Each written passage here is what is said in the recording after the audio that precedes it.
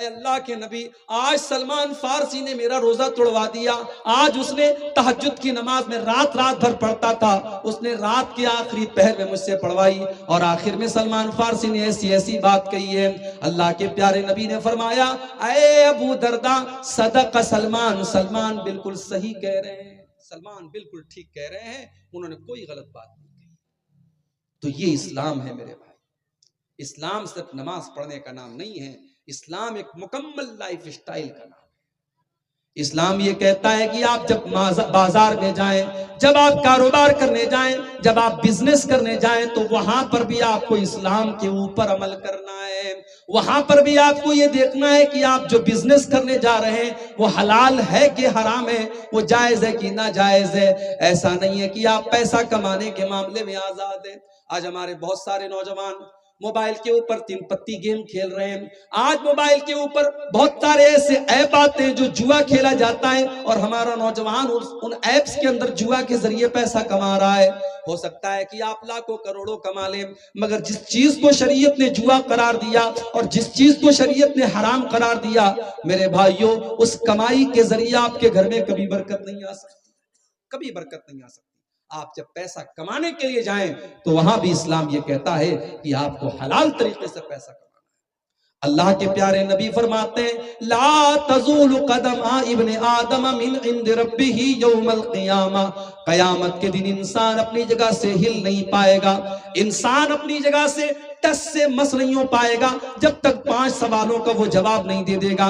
पहला सवाल किया जाएगा, अन उम्रिही फीमा अफ़ना, मेरे बंदे तूने 40 साल की, 50 साल की, 60 साल की अपनी जिंदगी को कहां गुजारा। दूसरा सवाल, वअन शबाबिही फीमा अबला, तूने अपनी जवानी को कहां गुजारा।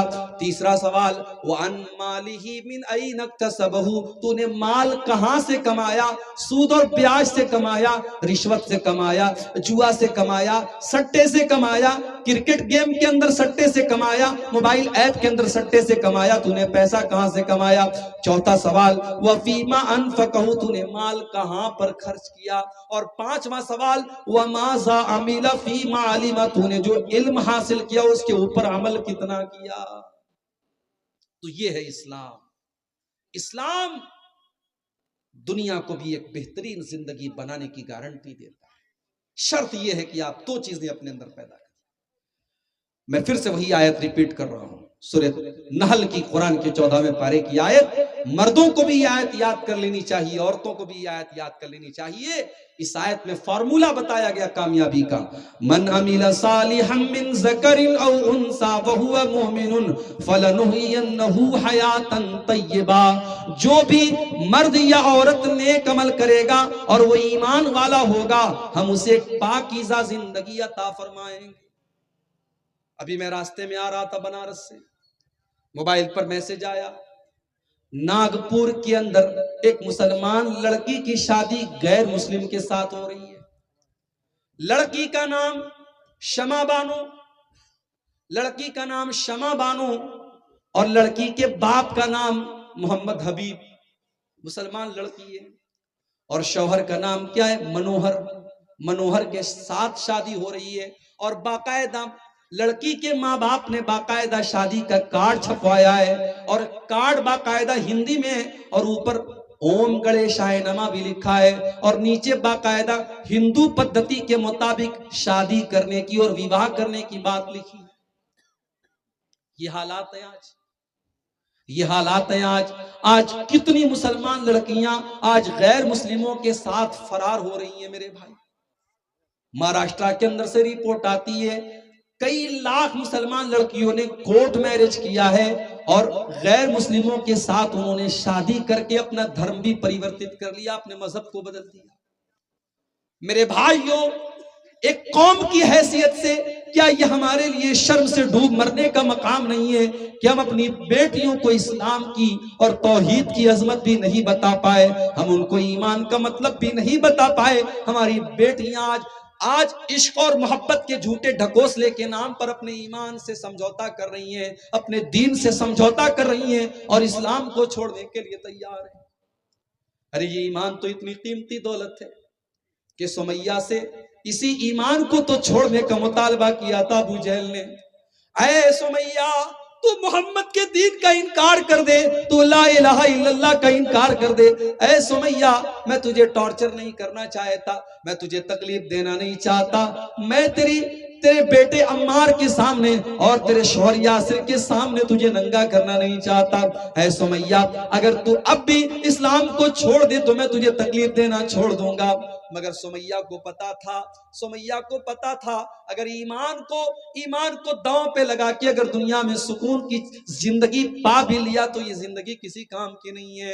अगर दुनिया में पैसे कमा लिए, दुनिया में जिंदगी गुजार ली और ईमान को दांव पे लगा दिया तो वो जिंदगी किसी काम की नहीं है। सुमैया ला इलाहा इल्लल्लाह को छोड़ने के लिए तैयार नहीं हुई, उनको नंगा कर दिया गया। बाप के सामने, उनके शौहर के सामने और उनके जवान बेटे के सामने उनको नंगा कर दिया गया और बड़े दर्दनाक तरीके से उनकी शर्मगाह के ऊपर हमला करके अबू जहल ने उनको शहीद कर दिया।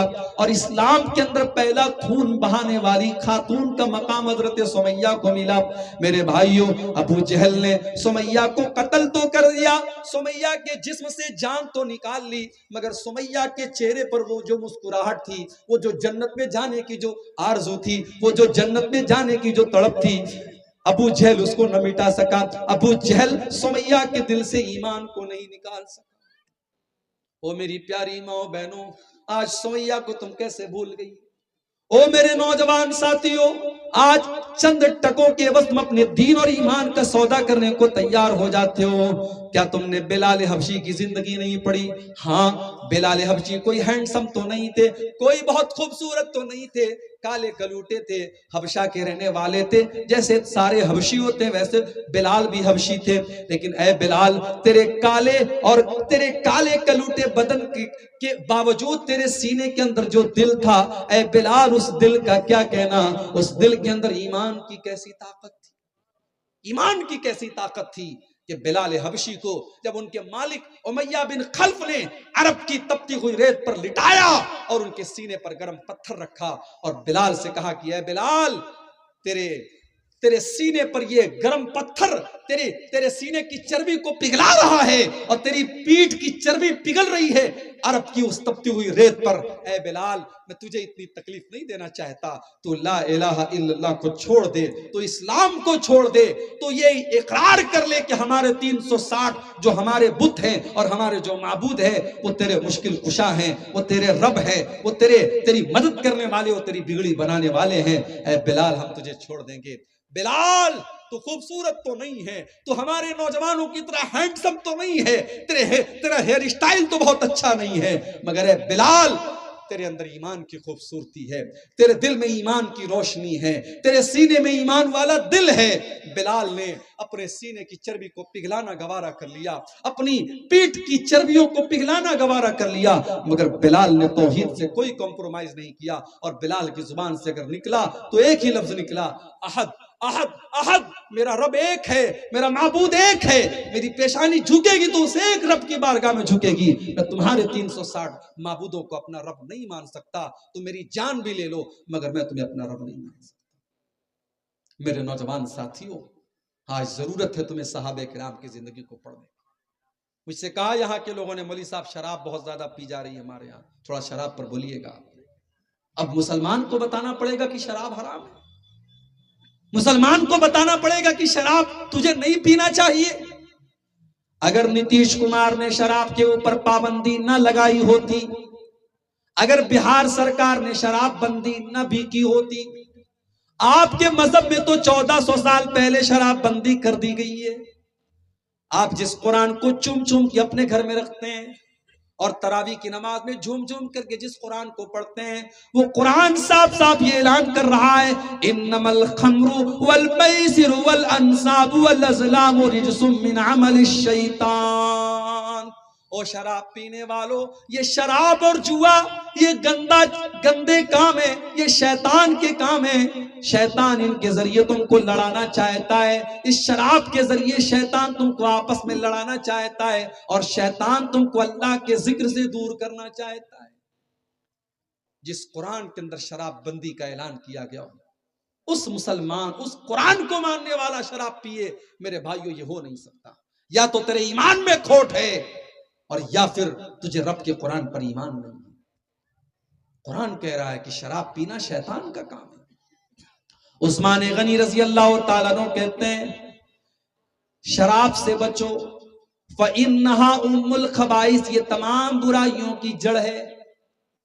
तिर्मिज़ी की सही रिवायत है, हजरत उस्मान गनी कहते हैं कि तमाम बुराइयों की जड़ शराब है। और उसके बाद उस्मान गनी एक वाकया बयान करते हैं कि पहले जमाने में एक बहुत बड़ा अल्लाह का नेक बंदा था, बहुत मुत्तकी और परहेजगार था।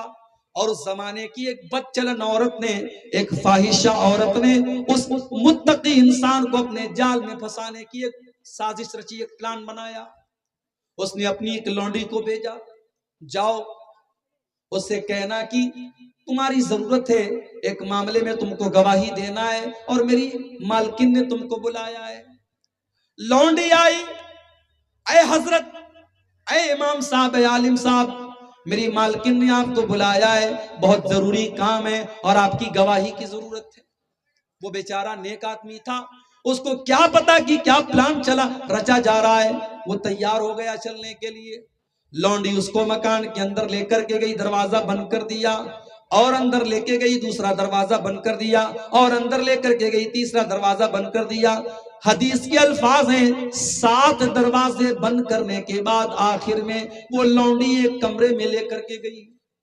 7 दरवाजे बंद हो गए। आज तो हमारा नौजवान गलत काम करने के रास्ते तलाश करता है कि कहीं से कोई किसी लड़की का नंबर मिल जाए, कहीं से कोई गलत काम करने का मौका मिल जाए। यहां अल्लाह के नेक बंदों को बाकायदा साजिश करके और प्लान करके फंसाया जा रहा है, मगर फिर भी वो अपने आप को बचा रहा है। 7 दरवाजे बंद करने के बाद आखिर में एक कमरे में वो पहुंचा और वहां पर वही खूबसूरत औरत है और एक मासूम बच्चा है और एक शराब का बोतल है, शराब का प्याला है। उस औरत ने कहा तुम्हारे सामने 3 चॉइस है, 7 दरवाजे बंद हैं, अगर तुमने मेरी बात नहीं मानी तो मैं कत्ल कर दूंगी तुमको, तुम्हें बदनाम कर दूंगी। या तो तुम मेरे साथ ज़िना करो, या तो तुम मेरे साथ ज़िना करो, या तुम इस बच्चे को कत्ल करो, और या फिर तुम शराब पी लो। 3 काम में से कोई एक काम करो। उसको लगा ज़िना करना तो बहुत बड़ा पाप है, बच्चे को कत्ल करना तो उससे बड़ा पाप है, शराब ही पी लेता हूं जान बचाने के लिए, ये हल्का काम लग रहा है। उसने एक प्याला शराब पी, नशा चढ़ा, उसने एक और प्याला लिया, उसको भी पी गया, और नशा चढ़ा, उसने एक और प्याला लिया, यहां तक कि शराब की उसने पूरी बोतल खाली कर दी। और जब मुकम्मल नशे में आ गया, उसको कोई होश नहीं रहा कि वो कौन है और क्या है। उसने उस औरत के साथ ज़िना भी कर लिया और उस बच्चे को कत्ल भी कर दिया। और इस तरीके से शराब के चक्कर में पड़ करके एक नेक इंसान ने ज़िना जैसा गुनाह भी किया और कत्ल जैसा गुनाह भी किया। इसीलिए उस्मान गनी कहते हैं इज्तनिबुल खम्र फ़इन्नहा उम्मुल खबाइस, ओ लोगों शराब से बचो, ये तमाम बुराइयों की जड़ है। शराब से बचो। सिगरेट बिकती है ना, आज गुटखा बिकता है, गुटखे के ऊपर फेफड़े की खतरनाक तस्वीर बनी रहती है, लिखा रहता है tobacco is dangerous for health, तंबाकू आपके स्वास्थ्य के लिए हानिकारक है, तंबाकू आपकी सेहत के लिए खतरनाक है। गुटखे पर भी लिखा है, बीड़ी और सिगरेट के पैकेट पर भी लिखा है, सरकार लिखवा भी रही है और लाइसेंस देकर के बिकवा भी रही है। सरकार ये भी कह रही है इससे कैंसर होता है और सरकार उसका लाइसेंस भी दे रही है। गुटखा बिक रहा है, सिगरेट बिक रही है और पीने वाले पी रहे हैं। कैंसर से लाखों लोग मर रहे हैं हर साल, मगर सिगरेट पीने वालों की भी कोई कमी नहीं, गुटखा खाने वालों की भी कोई कमी। लेकिन 1400 साल पहले जिस माहौल में लोग शराब पीने के आदी थे और लोगों के दस्तरखान पर शराब पी जाती थी, खाने के साथ साथ शराब की बोतल भी रखी जाती थी, जब उस माहौल में कुरान की आयत नाजिल होती है, ऐ ईमान वालों इन्नमल खम्रु वल मैसिरु वल अंसाबु वल अज़लामु रिजसुम मिन अमल शैतान। ऐ ईमान वालो, ये शराब पीना, ये जुआ खेलना, ये किस्मत का हाल मालूम करने के लिए पासे के तीर निकालना और ये गैरुल्लाह के नाम पर लोगों के आस्थानों पे जाके सर झुकाना, ये सारे के सारे गंदे काम है, ये शैतान के काम है। तुम इन कामों से बचो। जब कुरान की आयत नाजिल होती है, सहाबे किराम अपने शराब के मटके तोड़ देते हैं, अपने शराब के प्यालों को तोड़ देते हैं, अपने शराब के बर्तनों को तोड़ देते हैं। ओ लोगों, आज सरकार सिगरेट और तंबाकू के खिलाफ एडवर्टीजमेंट पर लाखों करोड़ों खर्च करती है, मगर कोई फायदा नहीं। और यहाँ कुरान की एक आयत नाजिल होती है और सहाबे किराम अपनी इस्लाह कर लेते हैं। ये ईमान की ताकत है, ये अल्लाह के डर की ताकत है। जब अल्लाह का डर पैदा होता है तो मुजरिम खुद आकर के अदालत में अपने जुर्म का इकरार करता है। अल्लाह के नबी साहबा के साथ बैठे हुए हैं, एक औरत आती है, आए अल्लाह के नबी, मैं कबीले गामिद से ताल्लुक रखती हूं। आए अल्लाह के नबी, मैंने जिना किया है, मैं शादीशुदा हूं, मैं विवाहित औरत हूं, मैं शादीशुदा औरत हूं और मैंने एक मर्द के साथ जिना कर लिया है। अय अल्लाह के नबी, मुझे पता है कि इस्लाम में शादीशुदा औरत अगर जिना कर दे तो उसकी सजाए मौत है। अय अल्लाह के नबी, मुझे ये सजा दे दीजिए ताकि कल अल्लाह ताला कयामत के दिन मुझे सजा ना दे। मैं दुनिया की सजा तो गवारा करने को तैयार हूं, मगर आखिरत की सजा मैं बर्दाश्त नहीं कर सकती। अय अल्लाह के नबी, मुझे पाक कर दीजिए ताकि कल कयामत के दिन मैं पाक हो जाऊं। मुझे दुनिया में जिना की सजा दे दीजिए, मैं आखिरत में ये क्षमता नहीं रखती हूं कि मैं जिना की सजा सह लूं। अल्लाह के नबी ने कहा, क्या बोल रही है तू? चल हट यहां से, चली जा, क्या बोल रही है? अल्लाह के नबी ने उसको मौका देना चाहा, उसको संभलने का मौका देना चाहा। उसने कहा, नहीं है अल्लाह के नबी, आप इग्नोर नहीं कर सकते, आप नजरअंदाज नहीं कर सकते। मैं प्रूफ के साथ आई हूं, मैंने जिना भी किया है और उस जिना का प्रूफ भी है मेरे पास। मैं हमल से हूं और जिना का हमल मेरे पेट में पल रहा है, मैं पेट से भी हूं, मैंने गलत काम किया है।